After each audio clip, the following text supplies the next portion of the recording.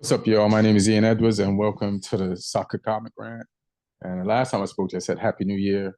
Uh, I live in California, and things are kind of wild right now, but we're gonna, try to add some levity to that and keep our thoughts and prayers, and you know, and send love to everybody going through it right now out here. And yeah, and we're gonna talk some soccer and. If any of you guys on the Zoom with me have any questions, you can ask them or just ask in the comments. I'll answer as much as I can. But I was able to get out of town and watch some games this week and at least got some joy from that. So let's talk about the joy part of this. And some of the things we're going to talk about today. Thanks for watching on YouTube, number one. Listening on iTunes, Spotify, Omni Studio, or wherever else. And we got Lee Hudson, stand-up comic, Southampton fan, living in England. How you feeling, fam? I'm all good. Yeah, I've been obviously concerned about what's going on out there, and I know a bunch of people there, yourself included. And yeah, I'm glad, like, everyone that I know is safe and good. But yeah, it's been pretty bleak, like knowing that the areas that affected and having been to those places as well. It's yeah. it kind of felt real even from this far away. So yeah, I'm glad we can talk football, take people's minds off it. Yeah, it's like the Palisades. I was in the Palisades last week. I went with a friend. We watched a movie in a theater, that one of those movie theaters that bring you the food to the thing, and that whole block don't exist no more. It's gone. Yeah. Yeah. So like yeah, the movie theater itself is gone. I mean, the whole everything, Damn. the whole shebang. Palisades looks like it's had a nuke dropped on it. It's crazy. Yeah, Palisades looks. It's Palisades, Palestine, same shit right now. It's leveled. That's what it looks like. So, but yeah, let's hope people do the right thing and we can fix all of this. We have Chris Triani, Everton fan. We're going to tell us some Everton news. They got new owners. They got a new coach. They making moves. He's making moves. He's gone off the screen. Soon as I introduced him. He didn't like the intro. I thought it was a pretty good intro. I don't know what he disappeared. I dream of genie style. even made the bling noise and then disappeared. But he'll be back. He'll be back. Yeah. So what's up, man? Maybe or something. Yeah. Oh dear. I'm good. We've had the distraction of the FA Cup. The League Cup was going on in the week as well with those semi-final first legs. FA Cup this weekend.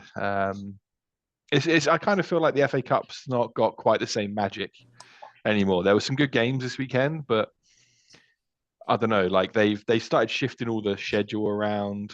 They got rid of the replays, all that sort of stuff. I kind of feel like they've been tinkering with it too much. Like some of the attendances at the games are terrible as well. Oh, wow. Yeah, like there was like on Thursday night, they had a Thursday night game, which was Sheffield United against Cardiff. And they made it a 7 p.m. kickoff, which is early. Like normally the earliest you get is like a 7:45 or an 8 p.m. And Cardiff's a long way from Sheffield. And January, everyone's broke. They didn't really reduce ticket prices that much, apparently. So the attendance was garbage. And then like Sunderland had like a tiny attendance for the size of the stadium they've got in their game. Like they just signed a guy from Roma and they introduced him and he's like doing like a lap of the stadium, just waving to seats. Oh, like it was embarrassing. So yeah, I mean, clubs are just greedy. They're not reducing the ticket prices enough. Like some reduced them a little bit. But yeah, it just feels like everyone involved is doing all they can to sort of devalue the FA Cup, whereas the magic's still there if you look hard enough. I mean, we're going to get into some of the games, but I mean, I saw magic. I don't know about y'all, but there was definitely some magic for Man United. And before that magic, we had some referee intervention. It was 10 against 12, 13 if you count the crowd. and but we still did our thing. So you want to get into it about the FA Cup and let's go. Right. So the main marquee match, I guess, of the weekend in the FA Cup was Man United versus Arsenal, and to be honest, 2 games ago, no confidence in us in this game. But then we played Liverpool and we showed some nuts. And I was like, and Liverpool is above Arsenal in the table. And you do some simple math and you're like, all right, if we could play like that, plus we played Liverpool and at Anfield, and we were very capable against them after a week of training. So now we're going to get 1 more week of training in, and now we're going to play Arsenal. So now I am like, we could take these guys, because I've seen what some training does. And a lot of people, including me, used to think every week players train. But if you have 3 games a week, you ain't training. Yeah. It's so, and the first person to kind of reveal that is when they used to ask Ten Hag, like, what's going on? How come we don't see any growth in the teams, like structure or attack? Everybody looks clueless out there. And he's like, there's no time to train. We got 3 games. But an Amarin, who's a great communicator, explains that he had, before the week before the Liverpool game, he'd only trained with the team 4 times. And then the week of the Liverpool game, he got 2 training sessions in. And then we acquitted ourselves well up there. And so now Liverpool got 2 more. And before, when Amarin was there and he was rotating the squad a lot, I was frustrated because he hadn't played Collier. And I know Collier has legs. He could be, and I know Agate can't play all the games. It's just going to be too impossible. I said, you need to put Collier in. But once he explained that there hasn't been that much time to train, I said, he hasn't seen this kid play. So then after the training before the Arsenal game, I know he saw him train. Then I knew he's going to see him train before. I knew he's going to see him train before the Liverpool game, and I knew for sure he's going to see him train before the Arsenal game. And I was like, this kid is going to get in. And that was one of the beautiful things, to see Collier come in that game. But before that, I just want to say, I don't know what the ref was doing. There was nobody who watched that game that didn't think the calls were kind of biased in Arsenal's favor. So we can just discuss the ref first and then go on to other things. Like, like the main thing was, like, Bruno Fernandez was fouled outside the box by Gabriel Jesus. And I know Gabriel Jesus is a big actor. If you're a ref, you know he's an actor. And once you see him take somebody to the ground and start acting, you know he did something wrong, because that's what actors do.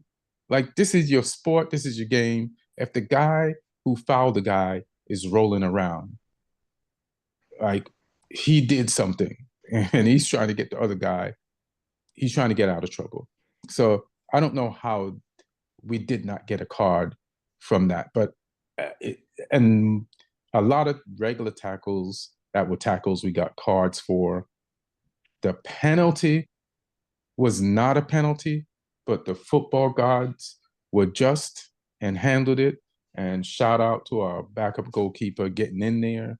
But what did you guys, first of all, think about the refereeing in this game? I mean, it's the first game in a while that's made me think that, VAR is a good idea. Although knowing the guys on VAR this season, they would have still messed it up as well. So, yeah, I mean, the Havertz penalty was a disgrace, quite honestly. Like, he's a cheat for that. Like that was, like, you could tell just how angry the United players were. Like, immediately, en masse, the entire team. As soon as he blew for that penalty, the entire team just lost their minds, like, because they know that's, like, it was just a blatant attempt to cheat. And to take a basketball saying, "Ball don't lie." You know, that penalty was definitely justice served, and I think the United account even tweeted that, didn't they? Just one word, justice. Right. Which apparently they're not going to get in trouble for. There was rumors that they might, you know. But How would it's you like, get in come trouble on. for justice? Yeah, it's like, come on, like it was like you know, all you got to do is look at the footage and see that it was you know, it was a massive dive. He actually jumped into, he threw his legs into him, kind of thing. It was that was pretty disgraceful. Can I ask on that front though, why didn't they deploy VAR on it? Like, There's no VAR in that yeah, level it's for of the FA it's Cup. for a sake of fairness, because there were still so many clubs at differing levels. Yeah. In the tournament, still they wanted to have like a level playing field. I think it comes in from like the quarterfinals or something. I can't remember exactly what round. Yeah. Yeah, so the lower table or the lower league teams, they don't have VAR capabilities. It's the Stone Ages down there. It's just the ref, his whistle, and two linesmen. There's no fourth official, right? Right. It's just like it's old school. I think the goalkeeper can still pick the ball up if one of his players passes it to him. It's like that's crazy. So hilarious. So yeah, it's the refereeing was wild, and I was worried because Bruno got, you know, he got an unjustifiable yellow a few games ago, and he was out, and he should have got one yellow, but he got two, and we played with a man down, and I think it was Wolves, and we lost that game. Yeah. So you know, I was like, oh, now he's in the same position again. But the habits thing, habits should be you played yourself. Odegaard missed the penalty, and stop saying. I just said what everybody's saying. Odegaard didn't miss the penalty; it was saved. It was saved. Yeah. So give the goalkeeper props. But yeah, the officiating was horrendous. And if anybody else wants to pile in on that, go ahead, and then I'll just move on to just the team thoughts. Well, I say justice that, you know, Odegaard missed that penalty, but also justice that Havertz then went on to have his one saved in the shootout as well. You know, if anyone was gonna be the person to mess that up, I'm glad it was him after that. Yeah, that's like the Pinocchio version of justice, but in football, it's like, oh, you lie, then you miss. You know, your nose will stay the same, but you're gonna miss some shit. Well, haven't we talked about that on this pod before? It's almost like that should be a red card if you're caught taking like a blatant dive, you know? Yeah, it should be. Yeah. Like I mean, obviously it sounds like VAR's not in this, but it's like just sort of like if you're gonna, I don't know, if you're gonna do that, I mean that should be like a red card and you're a man down. I think people would think twice before they took a dive. You know, I don't think they would. Some of them don't. People do stuff and they know cameras are around and they still do it. Yeah. It's kind of like There's 50,000 people in like a major stadium, you know, and then there's millions watching around the world and they still do crap. Yeah, it's like, guys, there's replay. There's people in the crowd with their own cameras. Then there's the cameras for the game covering every angle. Like, but you know what? Sometimes they get away with it. So then they're like, I'll try it until it's time for me to get caught.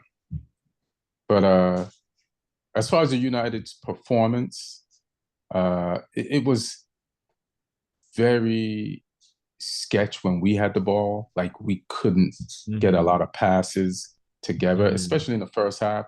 So I'd like to at least credit Arsenal for coming out, applying pressure in a uniform way and making it hard for us to build anything once we got the ball.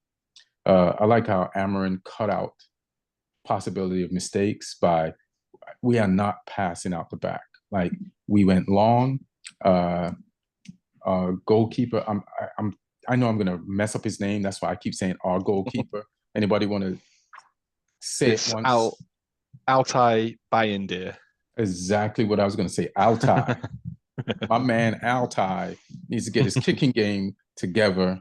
But it's fine. Maybe if he'd have kicked some of those balls inbounds, they would have like recovered it and scored a goal off it. So bad kicks, but shout out to him for like saving the penalty and saving the Declan Rice shots.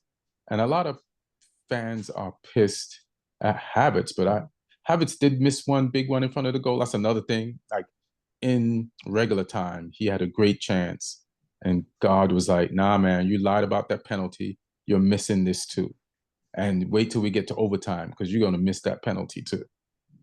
So because I don't even know how Havertz missed that open mouth goal, like to not even get that on target. There's definitely like divine intervention. So then there's that. Then second half, that's when we scored, and Dalot, Harry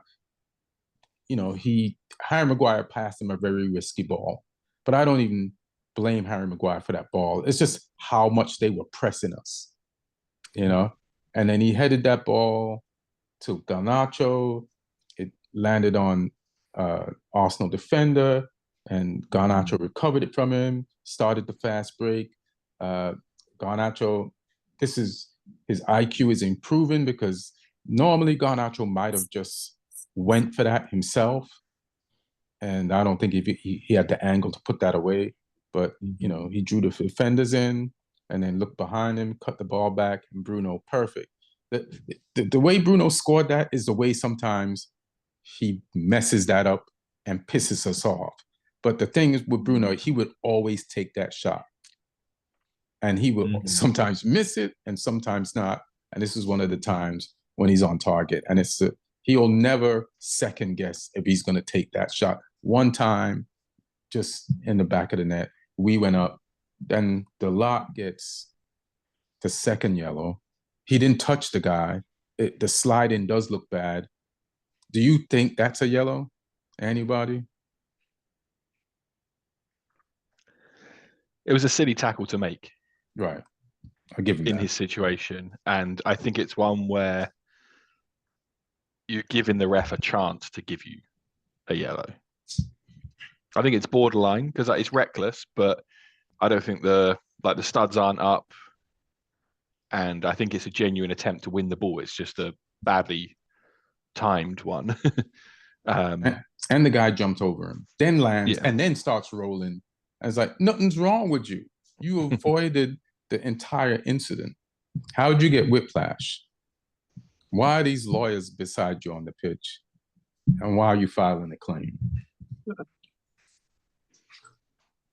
So now we're down. They score. And maybe I just want to say, I still thought we could win that game, even when we went down one and they scored.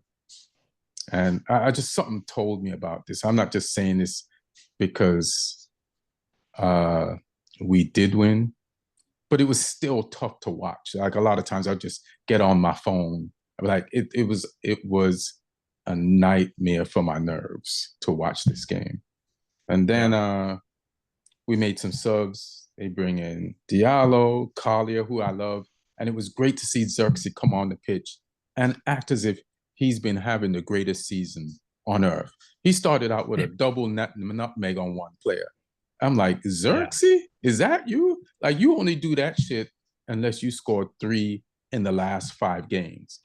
And the last time we saw him, or a few games ago, he was getting booed by our fans. But he's at the Emirates salading people, putting the ball through their legs. And he was good holding up the ball, finding people, and had a few chances to put the ball in the back of the net. He's got to take his time on those and perfect that stuff.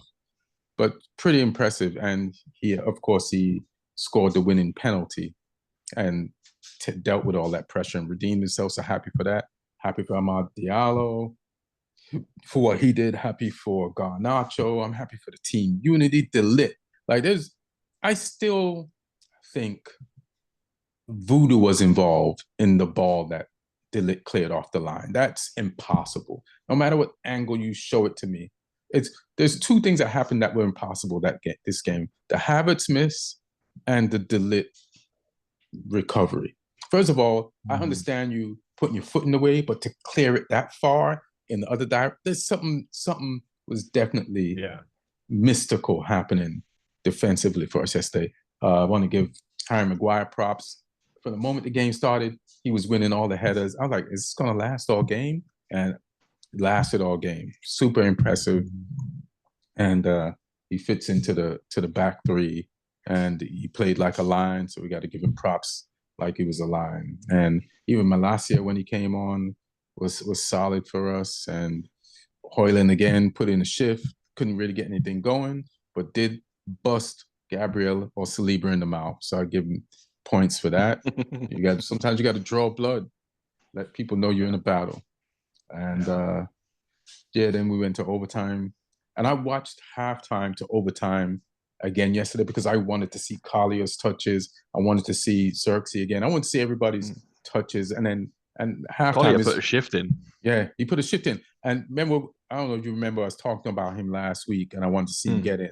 And I'm like, good. I want him to put a shift in because I want us to use him. We can't use Ugarte all the time. We're going to need somebody with legs. And this kid's got it. And we don't have to spend money. All our fan base wants us to do is spend money. It's like, they want us, like, we're in financial trouble and nobody cares. The fans are like, no, I'll buy this guy. And it's like, this ain't Alex Ferguson, Man United. This ain't the early 2000s, y'all. We can't just like, hey, grab that guy, come here. We can't do that. So we're gonna have to use our academy, and I believe we got talent in there, and I want us to use them.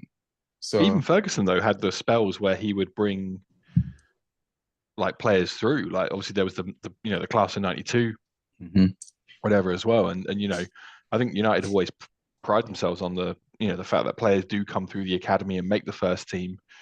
And it's usually more than one at a time as well. Like there's normally two or three, and Collier definitely looks like he's up to it. Yeah, but one of the things that's fueling everybody talking about, the fan channels, they're having fun, and they're like, "We're gonna get that guy. We're gonna get that guy. He costs this much." And that. One of the things that's fueling it is because they're like, these players don't fit into Amarin's system. These players that everybody was happy that we got in the summer transfer window, but like I said, this is the 8th training session. So of course they look like they don't fit into his system. Of course we lost some games. Like they haven't even trained. We haven't even trained to attack yet. We just trained how to. There was one point, even before the Liverpool game, when one of the reporters asked Amarin about the system, said, we've only trained to like deal with the ball in the back. Like we haven't even got to how to attack with the system. There's been no training as far as that's concerned. I know we trained for headers and dealing with crosses better. That was evident this game. Arsenal had like 10 or 12 corners, nothing out of it. And they were desperate too. And they needed those things, and they got zilch. So we handled them on that. So that worked. So it's like, I feel like we will keep most of this team. Yeah. We just need more training. Any thoughts? I have a couple on that. Like, it's funny that you're talking about needing more training, but you're also like 5-10 minutes ago, Ian, you were talking about how like they're not getting enough. Players don't get enough training because like when you're doing 3 90-minute games a week, there's an article in Athletic a couple months ago about how like the calendar year round now for a football player is like insanity because you're going from like Premier League to, and then if you're doing Europe and then any kind of international, it's like they're kind of playing 52 weeks out of the year. But I am curious to hear your thoughts, like on like Anarim and like Amarim, and like, do you think he's gonna like, is this the guy? Like, you're still sticking? I mean, it's probably too early to say like, is Amarim like gonna be the one? But like, like I've heard he wants his striker brought over from Sporting. I've heard Sporting's gonna charge like 100 million for it. Like, I don't know how much of this I feel is like the Amarim's fans are team. saying that, and those are like newspaper reports putting that in for clicks. Right. You know what I mean? Like, yeah. It's like, Like you would never hear me say, "Yo, go." Is it Gokares or Goikares? I don't even like that type of talk because I know they're gonna try to charge us a lot of money. Right. So I'm like, nah. I want what we have to work, and then we just add to it. But do you feel like, Ian? Like, do you feel like this isn't Amram's team? It's a team he inherited. Yeah, but I feel like these players can play. They're not stupid, and when the results we had before these last, we got 2 trainings before 2 games, and one was against the leaders, and we tied away at their home, and then we got more trainings in against Arsenal, and we got a result and knocked them out of the FA Cup with 10 men, and versus 12. The referee was definitely not on our side. He's not a religious man at all. He works for the devil, and he got what he deserved. So I'm just like, I don't know when we're gonna get more training in, but I can see the progress. Like, right. Yeah, I can see the progress. Well, you're tying Liverpool. I mean, I know I missed the pot last week. I'm not sure if you guys talked about it, but you just tied the best team in Europe. Yeah. Yeah. I mean, Europe. Liverpool. I would not want to face Liverpool right now. And you guys tied them. So I do feel like Man United are just not consistent right now. No, we're not, and we need to get.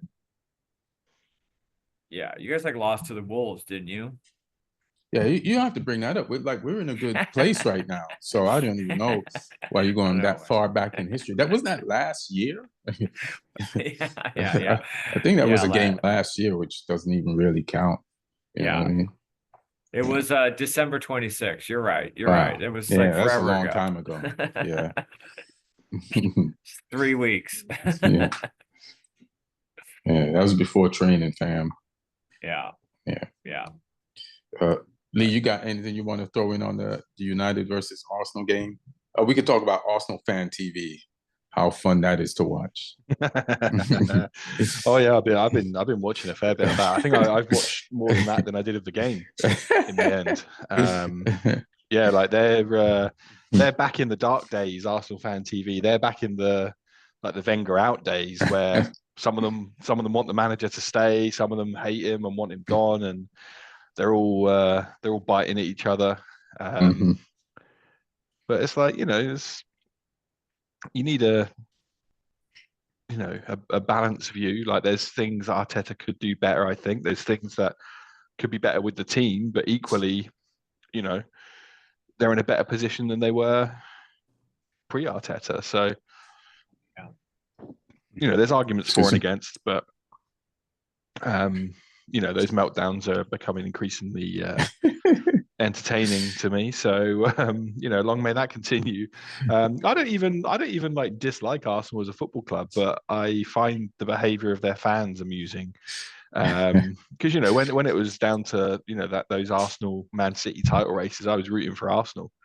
I've got nothing against them like I do Spurs, but yeah, I mean, if your fans are going to behave like that, I am going to watch. So, but in terms of United, I think like you said, these last 2 games have been a step in the right direction. They've not been perfect by any means, but I think it's alleviated. Again, like we were saying last week, it's alleviated the sort of crisis mentality that maybe wasn't even within the club. It was being foisted upon the club by everyone from the outside, and I think it's healthy to dampen that down and just let the coach and the players go about their business and like you say, get more used to this new system.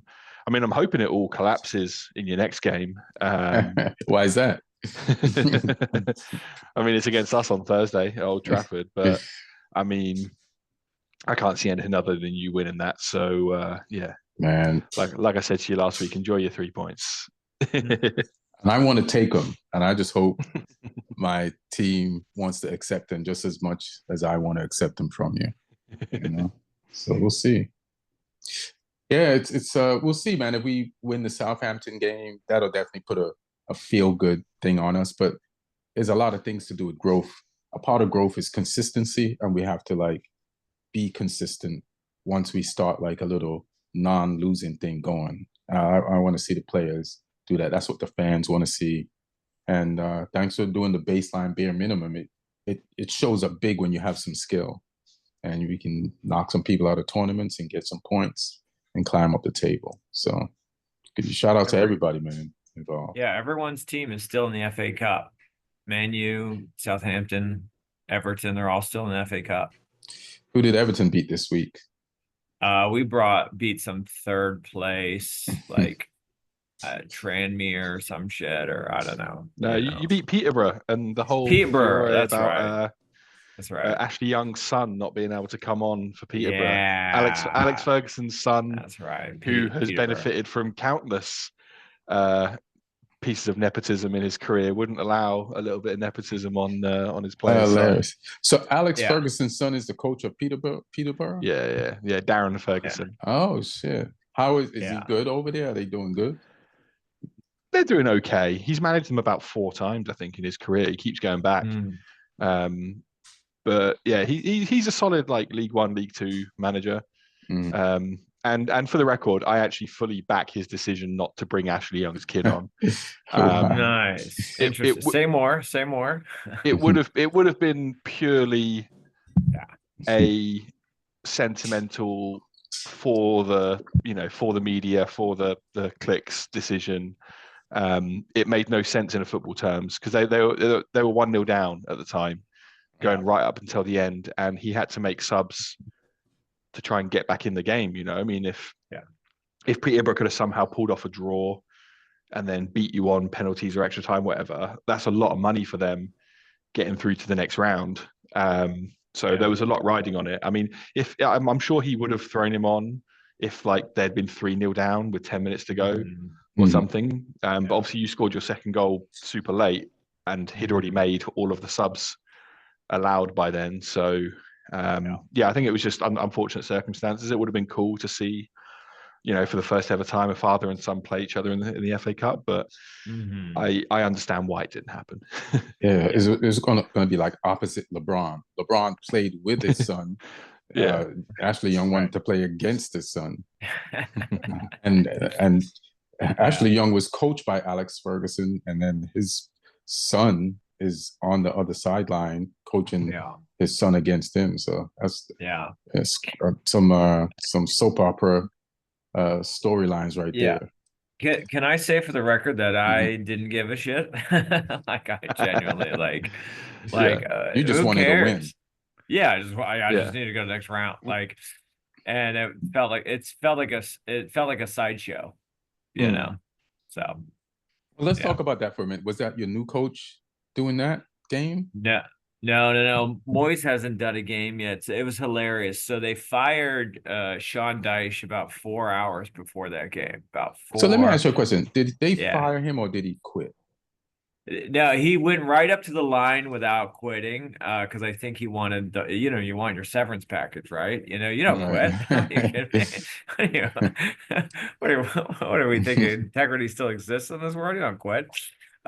He's literally met with the new leadership, and he goes, I have taken this team as far as I can take them. And they're like, so you're giving up? He's like, well, I didn't say I was giving up. I just said I'm exhausted. Exhausted. Yeah. Now, if you want to send this team out with an exhausted coach, that's on you. Right. Or you could pay out this exhausted coach and get a coach that's fresh and non-exhausted, and maybe you have a chance to stay up. Some high stakes poker game going on there. Right. I guess the Dyche's lawyers or people, whoever that, I guess managers have agents too. They were going back and forth with the Friedkin group for like 2-3 days trying to come up with an exit package. And I guess these Friedkin group are, they're going to hammer you. So they were like, we're not going to give you everything. And they counteroffer. And then the day of our FA Cup game against Peterborough, they laid him off. And then they had Leighton Baines, who manages our under-18 group. and then Seamus Coleman co-manage, standing on the sideline. It was hilarious. I mean, it was as Everton as it gets, you know. Yeah. Hilarious.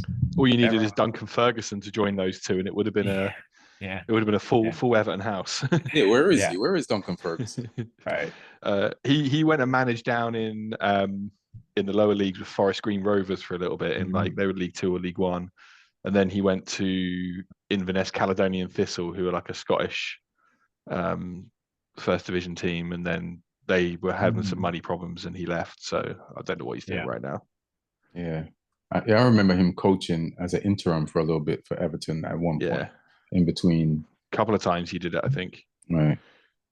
I saw some graphs the other day. It was like number of coaches in the past 20 years, and Everton are like right up there. It's like we've had, I think it's us and Leicester City or something, like we've had some ridiculous number. In the past 20 years, we've had something like 11 coaches. That's pretty ridiculous. How do you feel about losing Sean Dyche? Are you unattached? Are you attached? Are you emotional? It's funny you say that. I had just, after our last loss to Bournemouth, we lost 1-0. I finally went on this podcast before. I've been like, well, I'm lukewarm. I was one of the few holdouts. I officially moved into he's got to go camp. I mean, I don't know if you've followed the stats, Ian Lee, but like something like we haven't like won a game. I forget what it is. We've scored like one goal, and like I forget, but it's abysmal. Like our offense is not there at all. Like, do you blame him for that? You think you're gonna have more offense under Moyes? Yes. Moyes, I'll pivot to in a second, but Dyche ball is just punting the ball down the field. He never wanted to work it upfield, and so he's got to hope that it lands at Calvert-Lewin's feet. He's got to hope that Calvert-Lewin wins the ball. He's then got to hope that the striker can then pivot and knock one in the back of the net, you know, getting past 3, 4, 5 defender. Like it's impossible. And then what's the big deal with that? That's who you are.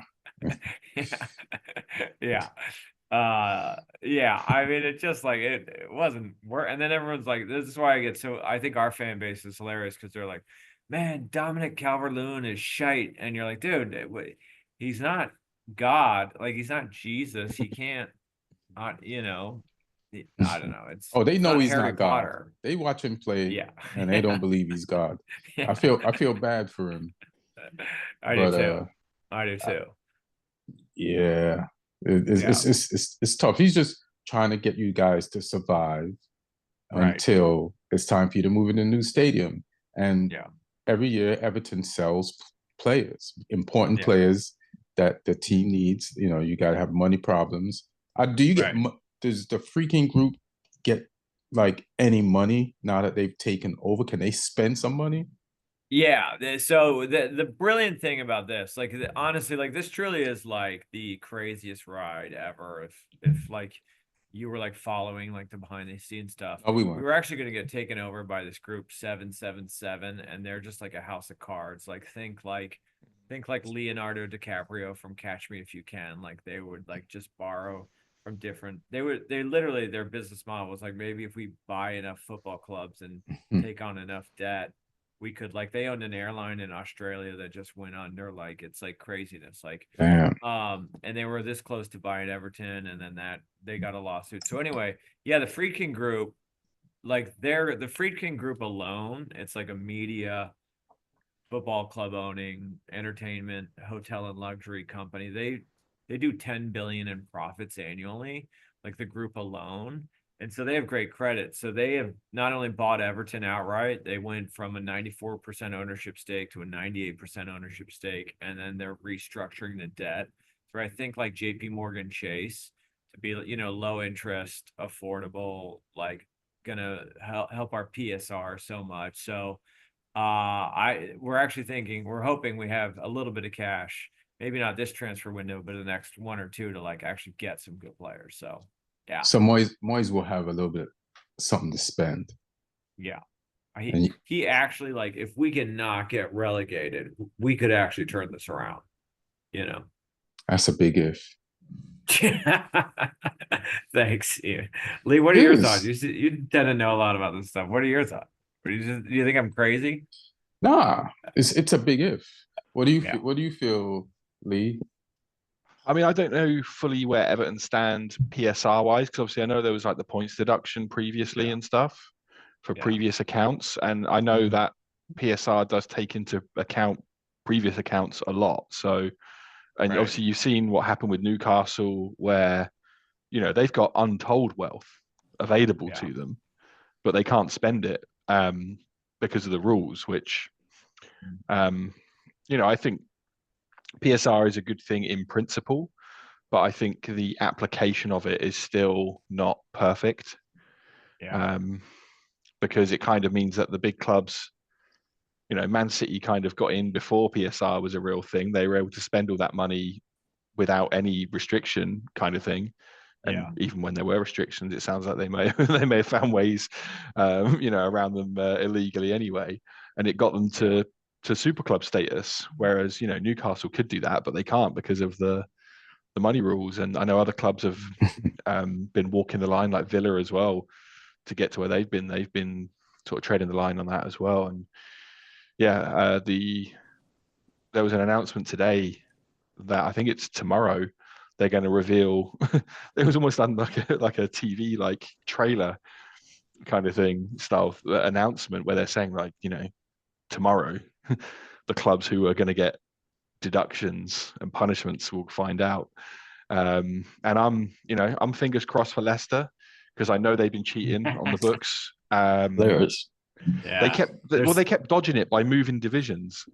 Like they broke the rules and then they got relegated and they went, well, we're not in the Premier League anymore, so you can't touch us. And then they broke the rules in the Championship and they're like, well, we're in the Premier League now, you can't touch us. So I'm hoping the Premier League have found a way to get them. Not that it will help Southampton stay up, but it means we might not come bottom if Leicester get a whopping points deduction. So fingers crossed for that, and fingers crossed for City. I tell you what, if City do get charged, because Pep Guardiola announced today that he's getting divorced from his wife for 30 years. So he's having a bad season. He could be having a real week. This week if City get hit with the charges and his divorce has been announced. So his wife was like, I'm not gonna marry a guy or stay married to a guy in the Championship. This is over. I heard she's dating Arne Slot.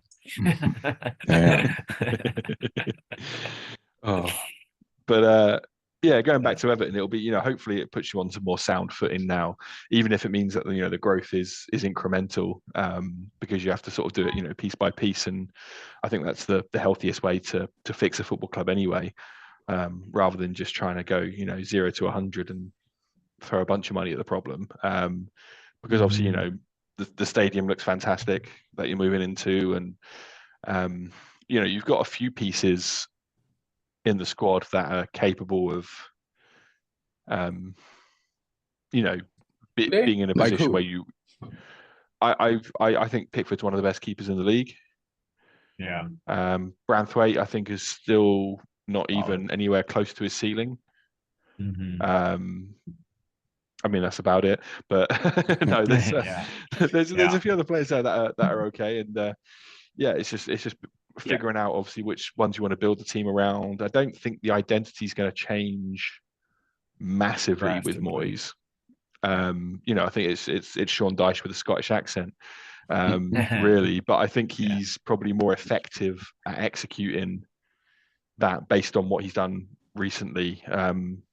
Because I saw some people in the media being like, "Oh, never go back, never go back." It's like he went back to West Ham for a second time, won a trophy, so and, gave them the most success they've had in decades. So, I think it's a very sensible move. I agree with you, Lee. Not the sexiest move, but it's a sensible one. Right. I would agree. I just feel like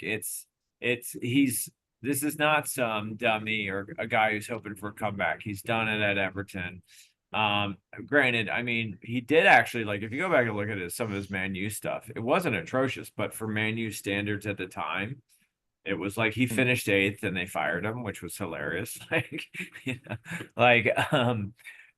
then like he did great with West Ham. So I feel like he's no dummy. He wants it. He's gonna do it. So I like it. And yeah, you're right. Like we're not gonna see like a huge, like I don't think he's gonna get a massive overhaul, but he's. I think he's gonna do it if he can do a kind of ball that is better than Dyche ball, just punting the thing. Dyche lived for the clean sheet. He just wanted to draw, but I feel like at least Moyes could try and get us some goals. I don't know. Could be wrong. Yeah, hopefully. I don't know how, but hopefully. Yeah. Did you guys want to talk about who did Tottenham play in the FA Cup? Was it Tamworth? Tamworth, yes. Tamworth they're in the National League, which is the 5th division. It's not a fully professional division. Some of these players, like one of the guys works at the clothes store Zara, as like a retail assistant. I think they had a teacher in there. They had someone who's like a football coach in his other profession, like an academy coach. They had a plumber in there. And this Tottenham team was strong. Like the lineup, I'll read the lineup. So they had the new goalkeeper in goal, Kinski, who kept a clean sheet against Liverpool in the Carabao Cup. They had Archie Gray, who's been centre back for them all their other games. Dragusin, the same. They had Porro. They had Regulion, who's got Spanish caps, played for Man United, played for Brentford. They had Madison, Bissouma, Sarr, Brennan Johnson, Timo Werner, and Mikey Moore is like probably the most inexperienced one that they put in. And then off the bench, they had Kulusevski, Spence, Son, Solanke, Bergval, and they drew 0-0 with these part-time guys who, admittedly, played the occasion fantastically. Like they were aggressive. They were, they had the game of their lives. But for Tottenham, I mean, as much credit as I give to Tamworth, for Tottenham, that's a disgraceful result. 0-0 at full time after 90 minutes against a part-time team. I mean, they almost lost it as well. Like Tamworth had a chance right at the end. And if the guy had tried not to shoot from an angle and squared it to a teammate, they could have won that game. And that would have been, I think Spursiness would have peaked at that moment. That would have been the ultimate, losing to part-time players in the FA Cup. I think Ange might have spontaneously combusted if that had happened. But yeah, they got the job done in extra time, albeit with an own goal from Tamworth and then a couple of goals to just, round it off after that. But I mean, just getting taken that far by a part-time team was, shocking from Spurs. Credit to Tamworth though. Like I say, they played the game of their lives. But for a professional team who have aspirations of being, towards the top of the Premier League, that's not good. I was just looking at some of these stats for that game, and I don't know, you survived Spurs, but it's pretty. I love how in football you can find what the thing is that's embarrassing about a team that you don't like or want to clown, and then just introduce it. So even like on a lot of podcasts, they were clowning the fact that Spurs barely beat Tamworth, and like giving out all that information just to hurt Spurs. This guy works at Zara. This guy is a plumber. This guy teaches yoga. It's just just everyday people came and like almost took down Spurs. Yeah. So yeah, next time Tamworth, but Spurs, they move on. How was your game? Southampton versus Swansea. We played, who are a mid-table championship team. I mean, it's great prep for us for next season because we will be playing championship football. I've fully accepted that. I mean, they're Swansea are 12th out of 24. They couldn't be more middle of the table if they tried. And we won 3-0. We've had such a problem scoring goals this season. Like we've been terrible in front of goal that the new manager didn't even play any of our strikers in this game. He went, these guys are not doing it. I need to think of something else. And he put two wingers. He put Dibbling and Kamaldeen Sulemana up front, and Sulemana scored one, Dibbling scored two. So that worked out. And yeah, we got Burnley in the next round, who were also a championship team, but admittedly they are second in the league. So, we're getting to see, we played 12th, we beat them. We're about to play second in the championship. So whether we, the result in that game should tell us where we're looking at next season. But yeah, it was a job done. And on Friday night, I went to watch the Southampton under-21s play, because they were playing Fulham in a Premier League 2 game. And Gavin Bazunu, who was our first choice goalkeeper for the past 2 seasons, he was playing his first game back from an Achilles injury. We had a left back who we signed from Sao Paulo called Wellington, who's been playing in the top league in Brazil. He was playing left back in this game because he's only just moved over. And there was a couple of other guys in there as well. We signed France's under-19 captain, who's a centre back. He was playing as well. So I got to watch all these guys. It was freezing. I had our first team manager was sat like in the row behind me, like directly behind me. Oh, right. So I could hear him. He was there like with his assistant, and they were like talking Italian the whole time. So I was catching like little words now and again, which of my limited Italian understanding. Fisico was one I heard a lot. So I'm like, okay, he's talking about something to do with physicality. But yeah, we beat Fulham 5-0. We took them to the cleaners in that game. They had a red card as well. We were 3-0 up though when the red card came. So really solid performance. We got some good kids coming through. So hopefully they get given some games. I feel like Southampton been collecting red cards this season. They must think they're Bruno Fernandez or something. That's for Fulham, not for us. Oh, okay. Chris, you have anything you want to say before you got to bounce? You got a set coming up? I'm at actually a club downtown in Chicago. I just did in their attic kind of for the pod. But Lee, I did want to say I had some fun with the tables, like going, we were texted about this over the weekend. It's kind of fun to watch Southampton. Like, you guys are really getting. It's not fun. Okay. All right. It's not fun, but I mean, for me, is like, because I follow my team, and I'm not like, I'm not wed to the history of Southampton, and it's like, you guys have done it all. I mean, you guys get up. You guys have been high in the Premier League, and then you'll get relegated. Like, I mean, it truly is a roller coaster, man. Oh yeah. Yeah. Oh yeah. And I stuck with them all the way down to League One. I went to watch us play against Swindon and Bristol Rovers, and Exeter and people. And right. I've been all the way up and all the way down. It's that's football. It's never boring. It's depressing, but it's never boring.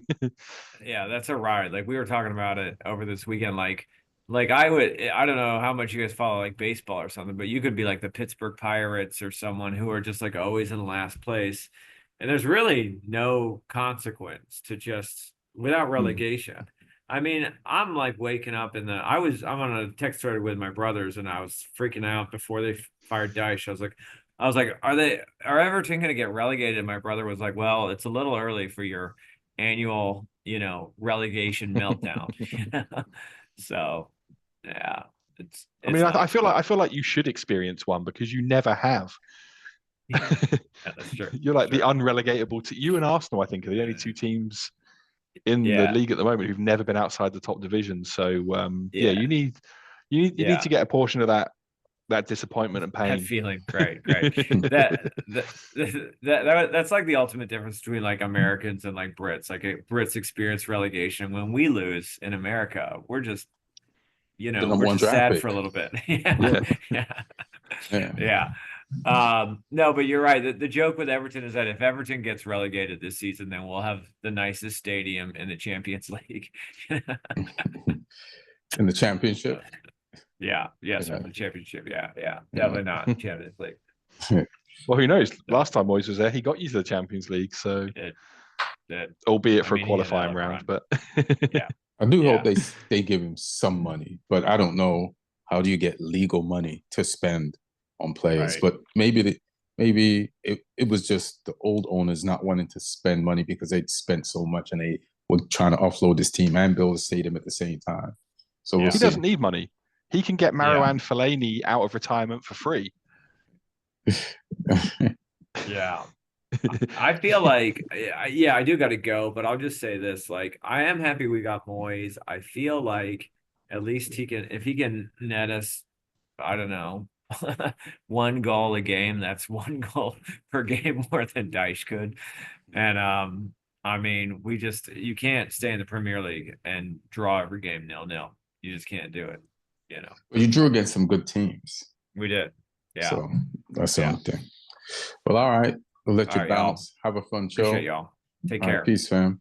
Take it easy, Chris. And then, Lee, I'm getting sleepy, so let's just cover Arsenal versus Tottenham coming up this Wednesday in the Prem. We could talk a little bit about Man U versus Southampton, but just do that. And I'm fighting to stay awake. Just all this this hecticness going on around here, and then I got to stay up all night and be vigilant. Check out these wins. So Arsenal, no cutting edge, not putting the ball in the back of the net. The game is at the Emirates. Spurs coming through. They can score, but there's moments in the game when they can't score. Both teams got significant injuries, and Tottenham just came off beaten. Is the trend, what do they call? Tamworth. Is a Tamworth victory give them enough confidence to go to the Emirates in a derby and beat Villa in the Premier League this season? What do you feel? Not the score exactly. You think who's going to win? What are the factors that make your decision? I mean, they've both got a bit of a fragile mentality this season, so I don't know which way this is going to go. I mean, Spurs, although they were disgraceful against Tamworth, they did play really well against Liverpool in that Carabao Cup semi-final. So you don't know which Spurs is going to turn up, and you don't know which Arsenal is going to turn up. I'm leaning more Arsenal though for this one, at home especially. I don't know. Psychologically, I just would like to see Arsenal lose one more time. But it does mean Spurs will be winning away at the Emirates, and it doesn't even affect us as United. It's not like it affects me and you as friends of Martin. Right. True. My bad. Good argument. Yeah, but it's just fun watching Arsenal fan TV. I don't know if I want to give that up. I got such a good high off it this weekend. I want more. They'll go nuclear if they lose this game. I know. Yardi is hilarious. So he definitely, yesterday he cooked Robbie at like crockpot temperatures, like slow stew. But if they lose, when is this? Wednesday? Oh man, he's gonna blow the top off that pot. Yeah, 100%. That one. Yeah. And what do you think about the podcast, Darby? Manchester United versus Southampton. Take the 3 points now. All right. Manchester's a long trip from Southampton. We should just put the 3 points on the train and send those up. keep ourselves at home. We can get some extra training in for the games that we can win. Because I mean, I half thought about going as well. Right. Yeah, but it's on like a Thursday night, so I'd have to take some time off work. And I've been to Old Trafford twice as a Southampton fan, and both times we lost by 1 goal, and both times we were level in the games. I can't watch us lose up there again. So yeah, if my record is anything to go by, or if our team record up there is anything to go by, you'll beat us maybe only by 1 goal. Mm-hmm. Or it might be by a bunch, who knows? Because you did beat us 9-0 there as well, but I wasn't at that one. Thank you for having faith in us. You're really putting some respect on our name, so I'll take it. I would say United could win this. I hope, I didn't just jinx it. And but it is Southampton. They are at the bottom of the table. We just went to Anfield and Emirates and didn't lose. Like, what are we doing? This is 3 points. We've been stuck on 22 points forever. They're like looking at the league table and seeing us on 22 week after week after week.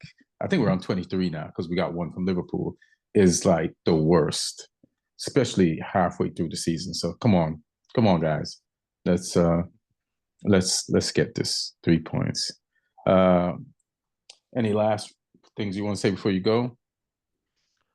No, there's no fantasy update, obviously, because FA Cup games don't count.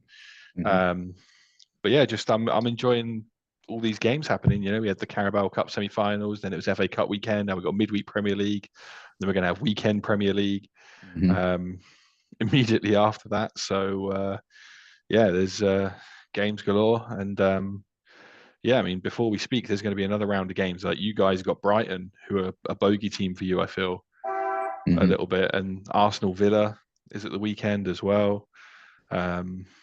We got Forest away, Spurs Everton. So Moyes will be going in with a couple of tough games. I think they got Villa first game and then Spurs second game. So it's a tough start for Moyes.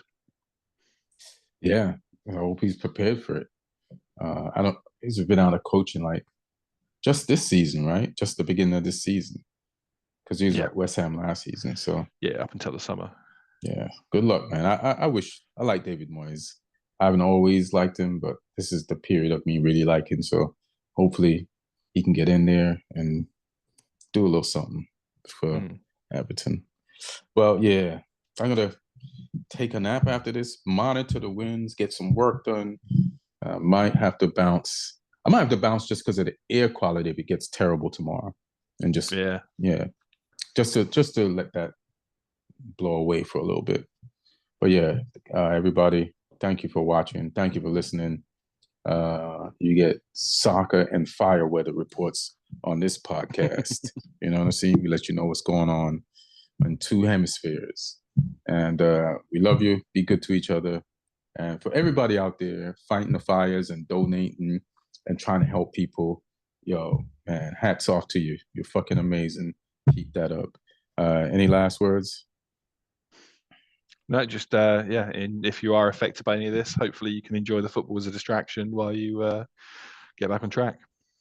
For sure. All right, we love you. Be good. And you're in our thoughts and prayers. One.